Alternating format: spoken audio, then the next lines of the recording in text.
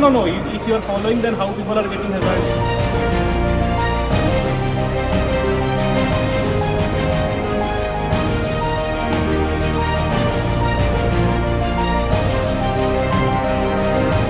As if you are shouting, I am not your customer. We are not shouting, sir. You all are shouting. No, No, this is yelling.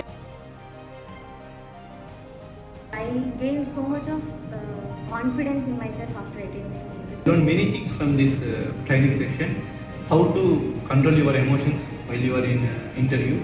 I learned it without even knowing I was learning it. And it was great, nice and amazing interactive session. The learning was part of fun activities. Building up our personal strength and personality together. Seeing changes in myself, it was a great change. I could able to feel it. I could able to feel the positive energy. I didn't consciously know what I was doing, but I was learning every second. The only drawback was it was really too short for me. Main thing I learned from this, learning is a big process.